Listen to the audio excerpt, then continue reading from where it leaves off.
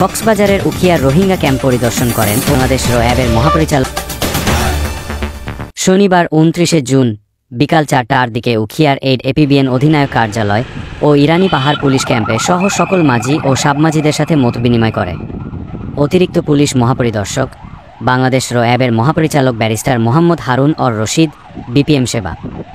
এ সময় র্যাবের অতিরিক্ত মহাপরিচালক কর্নেল আবদুল্লাহ আল মোমেন বিপিএম পিপিএম, র্যাবের গোয়েন্দা কর্মকর্তা lieutenant colonel Saiful Islam Suman, Cox's Bazar RAB ১৫ অধিনায়ক lieutenant colonel HM. Sajjad Hossain, aid APBN অধিনায়ক আমির জাফর, ১৪ এপিবিএন অধিনায়ক মোহাম্মদ ইকবাল, উখিয়া থানার officer in charge OC Mohammad Shamim Hossain সহ এপিবিএন ও র্যাবের ঊর্ধ্বতন কর্মকর্তা। এ সময় মহাপরিচালককে ১৪ ও এইড এপিবিএনের পক্ষ থেকে গার্ড অব অনার দেওয়া হয়।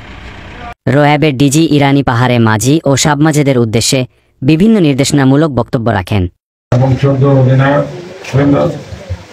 আমার সাথে আরো রয়েছেন র্যাবের ডিরেক্টর ইন্টেলিজেন্স, আরো রয়েছেন আমাদের র্যাব প্রশাসন এবং আবহাওয়া ব্যাটালিয়নের বিভিন্ন কর্মকর্তাবৃন্দ।